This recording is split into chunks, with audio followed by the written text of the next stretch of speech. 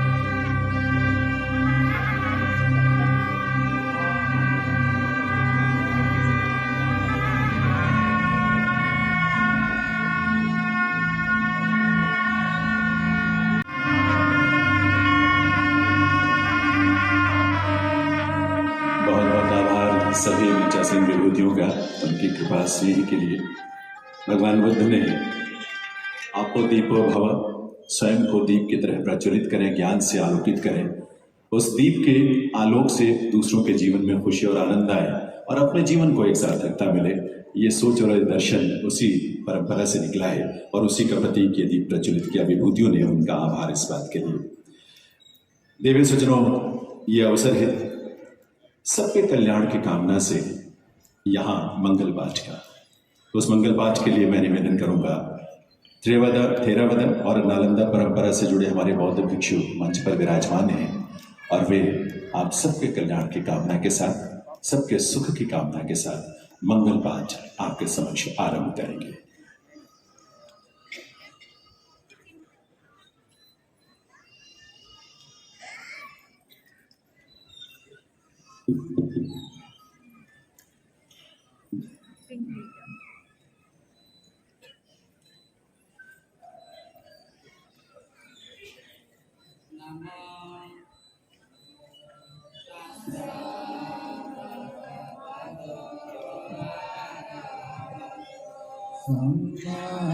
संबुद्धस्स नमो तस्स भगवतो अरहतो सम्मा संबुद्धस्स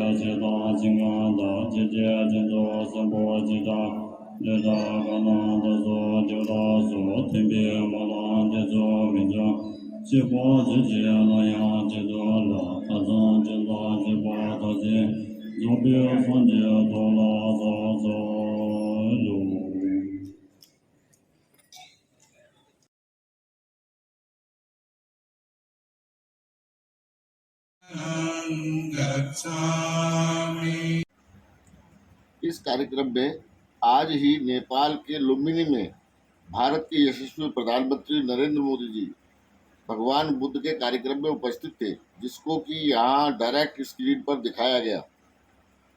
देखिए, बौद्ध संस्कृति और विरासत के इस अंतर्राष्ट्रीय केंद्र की आधारशिला उन्होंने रखी। आज लुम्बिनी में जब उनका आगमन हुआ, उस समय उन्होंने वहाँ अनेक स्थलों की भी वहाँ जाकर जिस तरह से माया देवी मंदिर में पूजा अर्चना की। आपको याद होगा वर्ष 2014 में माननीय प्रधानमंत्री ने जब इस देश का नेतृत्व संभाला था, उस वर्ष उन्होंने लुम्बिनी में एक बोधि वृक्ष भेजा था। आज उस वृक्ष को भी संचित करने का अवसर था। इसके अलावा एक बहुत भावपूर्ण और श्रद्धा भाव से प्रधानमंत्री महोदय वहां पहुंचे और उनके कर कमलों से शिलान्यास हुआ इस सेंटर का। इस सेंटर की विशेषता क्या है? ये बहुत ही यूनिक एक कॉन्सेप्ट, आर्किटेक्ट और डिजाइन के आधार पर इसका निर्माण किया जा रहा है। भारत सरकार के संस्कृति मंत्रालय की आर्थिक मदद से इंटरनेशनल बुद्धिस्ट कॉन्फेडरेशन जो है वो लुम्बिनी डेवलपमेंट ट्रस्ट वहाँ का उसके साथ मिलकर इस पूरी प्रक्रिया को अपने लक्ष्य तक पहुँचाएगा। मार्च महीने में इसी वर्ष MOU जो साइन किया गया, उसके आधार पर इसका निर्माण कार्य आरंभ होगा और बहुत शीघ्र इसे पूरा किया जाएगा। इसकी पूरी जो अवधारणा है उस पर एक फिल्म हम आपको दिखाएंगे, लेकिन उसके पहले संक्षेप में मैं ये ज़रूर आपको बताना चाहूँगा, क्योंकि हम सब जानते हैं कि हमारी बौद्ध परंपरा में जो धर्म चक्र है, बोधि वृक्ष है, स्वास्तिक का निशान है और कमल का पुष्प है, वो बहुत पवित्र माने जाते हैं। और इसलिए कमल के पुष्प का उल्लेख मैं विशेष तौर पर इसलिए कर रहा हूँ क्योंकि भगवान बुद्ध ने जब जन्म लिया लुम्बिनी की पावन धरा पर 7 कदम वो चले और जहाँ जहाँ उन्होंने अपने कदम, अपने पैर रखे, वहाँ वहाँ कमल के पुष्प की आकृति उभरी और इसीलिए वो पुष्प हमारे जीवन में बहुत महत्वपूर्ण स्थान रखता है। ये पूरा जो सेंटर तैयार होगा, ऐसे ही 7 स्टेप्स पर कमल के पुष्प के आकार का ये बनकर तैयार होगा और बहुत ही विलक्षण होगा, बहुत ही सुंदर। उसको एक वीडियो के माध्यम से, फिल्म के माध्यम से आप देखें, अनुभव करें। और उस मोनेस्टिक जोन में जहाँ दुनिया भर के देशों के ऐसे वहाँ पर निर्माण कार्य हुए हैं, ऐसे विहार और मठ हैं, उसमें ये सेंटर अपनी एक विशिष्ट पहचान और अपना स्थान रखेगा। आइए देखते हैं।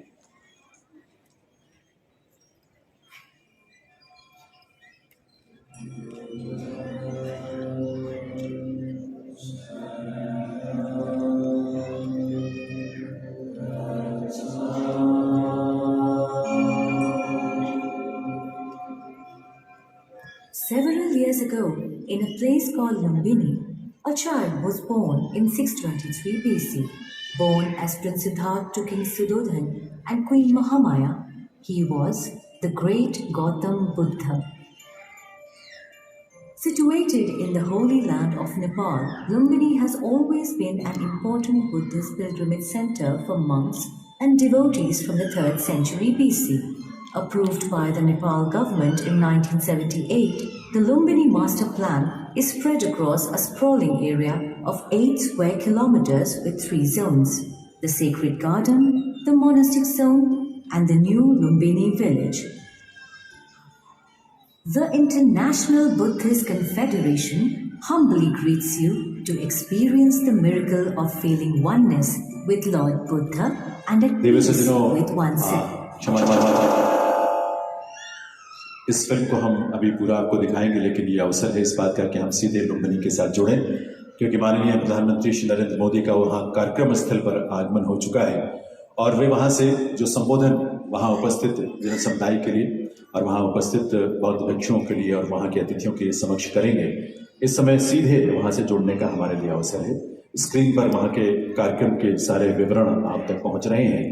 लुम्बिनी की इस पावन धरा पर वैसे तो माननीय प्रधानमंत्री महोदय ने नेपाल की ये उनकी 5वीं यात्रा है, लेकिन लुम्बिनी में उस पावन स्थल पर जहाँ भगवान बुद्ध ने जन्म लिया, उस स्थल पर ये उनकी पहली यात्रा है। पर एक भावनात्मक लगाव उनका उस स्थल से और उन सारे स्थलों से जो भारत की जो समृद्ध विरासत, संस्कृति, चिंतन, दर्शन और आध्यात्म को अभिव्यक्त करते हों, उन सब के साथ उनका विशेष लगाव है और उन सब के प्रति एक विशेष श्रद्धा का भाव उनके मन में है।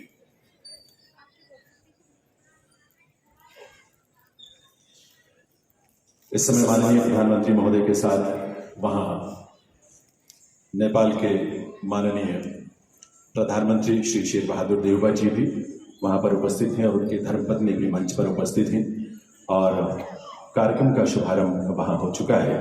लुम्बिनी में जो कार्यक्रम वहाँ विशेष रूप से आयोजित किया गया, आज सुबह से अनेक कार्यक्रमों का वो हिस्सा बने, अनेक कार्यक्रमों में अपनी उपस्थिति से भारत और नेपाल के सांस्कृतिक, धार्मिक, आध्यात्मिक और जो कूटनीतिक रिश्ते हैं उनको एक नई ऊंचाई, एक नया आयाम उन्होंने अपनी उपस्थिति से दिया है। और उसी को इस रूप में आज ये हम सबका विशेष अवसर है जब नेपाल के लोग, भारत के लोग एक साथ इस आयोजन से जुड़कर उनके उद्बोधन को सुनने का सुअवसर प्राप्त करेंगे। और सिर्फ भारत और नेपाल ही क्यों, बल्कि दुनिया के वो तमाम देश जो बौद्ध धर्म के प्रति आस्था रखते हैं या बौद्ध धर्म को अपनाकर अपने जीवन को सार्थकता की दिशा देने की कोशिश करते हैं। भारत और नेपाल के रिश्ते आपस में इतने प्रगाढ़ हैं, ऐतिहासिक भी हैं, सांस्कृतिक भी हैं, धार्मिक भी हैं और भावनात्मक रूप से दोनों देश एक दूसरे के साथ इतने निकट से जुड़े हुए हैं कि इस बात का एहसास करना भी मुश्किल होता है कि एक अलग अलग देश हैं भारत और नेपाल। ऐसे भावनात्मक रिश्तों से हम एक दूसरे के साथ जुड़े हुए हैं और बौद्ध धर्म ने और महात्मा बुद्ध के चिंतन ने ऐसे अनेक देशों के साथ इस तरह के प्रगाढ़ रिश्तों की नींव तैयार की। भारत ऐसे सभी देशों के साथ एक विशेष निकटता का महसूस करता है, ऐसी निकटता जो धार्मिक, आध्यात्मिक और दार्शनिक स्तरों पर है और जो देशों के बीच में एक घनिष्ठ रिश्ते की नींव तैयार करती है, एक मजबूत नींव तैयार करती है, क्योंकि मानवता के कल्याण, सुख, शांति और पूरे विश्व में एक नए विश्व के सृजन का मार्ग प्रशस्त होता है। इस माध्यम से भगवान बुद्ध का चिंतन इस रूप में बहुत महत्वपूर्ण है, आज के लिए उतना ही प्रासंगिक है जितना 2500 वर्ष पूर्व रहा, क्योंकि आज भी और आज शायद कहीं ज्यादा जो उन्होंने दुख का कारण बताया, हमारी इच्छाएं, हमारी लालसा, हमारा लस्ट, शायद आज हम जब ग्लोबल सस्टेनेबल डेवलपमेंट की बात करते हैं, प्रकृति के और पर्यावरण के संरक्षण की बात करते हैं, तो उसमें उनका ये संदेश और उपदेश बहुत मायने रखता है, क्योंकि हम उतना ही लें प्रकृति से जितनी हमें आवश्यकता हो, अपनी भूख की भरपाई वो हम शायद कभी भी नहीं कर पाएंगे। तो इस समय नेपाल की धरती से कार्यक्रम हम सजीव देख पा रहे हैं, जहां माननीय प्रधानमंत्री श्री नरेंद्र मोदी, माननीय नेपाल के प्रधानमंत्री श्री शेर बहादुर देउबा सपत्नीक वहाँ पर उपस्थित हैं और ये बौद्ध भिक्षुओं का एक समागम है जिसे प्रधानमंत्री महोदय कुछ ही पलों में संबोधित करेंगे।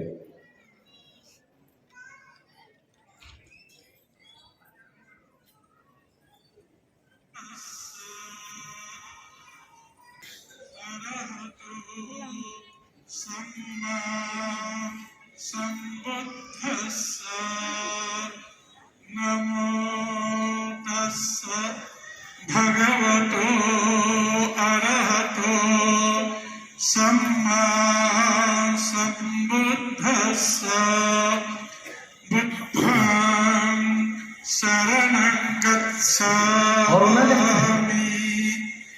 धम्मं शरणं गच्छामि संघं शरणं गच्छामि द्वितीयंपि बुद्धं शरणं गच्छामि द्वितीयंपि धम्मं शरणं गच्छामि द्वितीयंपि संघं शरणं गच्छामि तृतीयंपि बुद्धं शरणं गच्छामि तृतीयंपि धम्मं शरणं गच्छामि तृतीयंपि संघं शरणं गच्छामि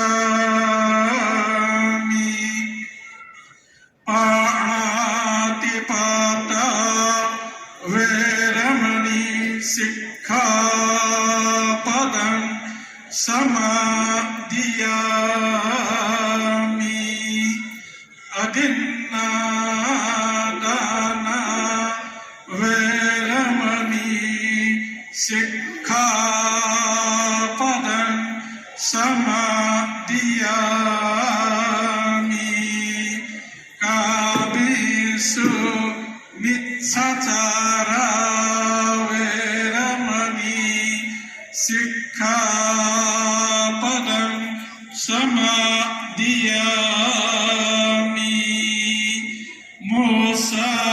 मुसावादा वैरमणि सिक्खापदं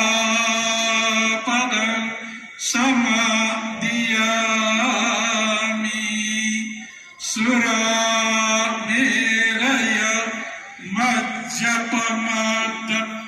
मज्जपमादत्थाना वैरमणि सिक्खापदं समादियामि।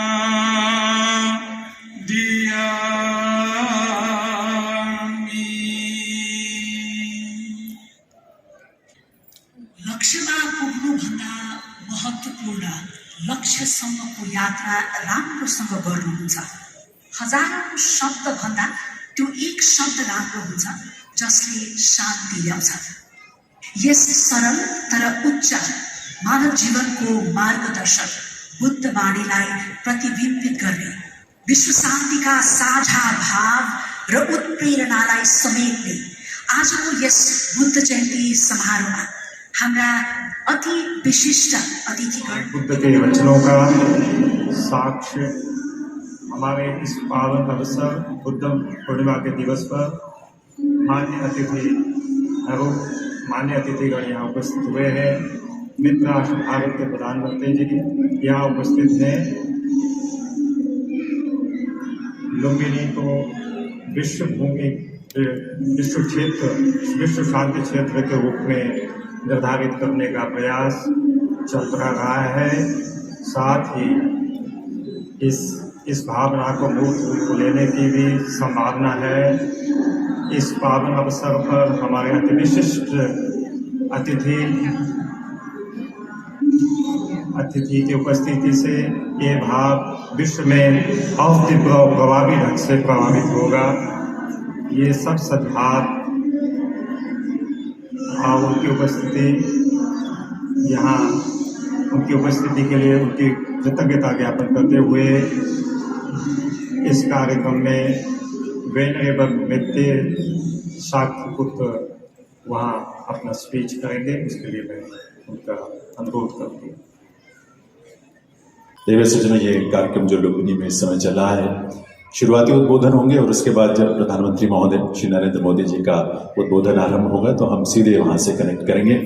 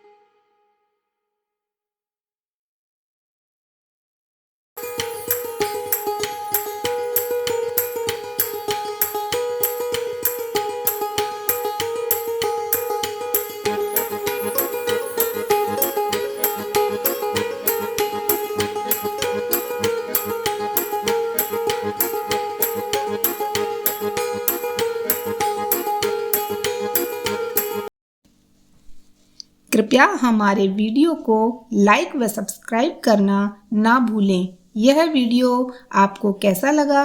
कमेंट बॉक्स में अपनी राय अवश्य दें।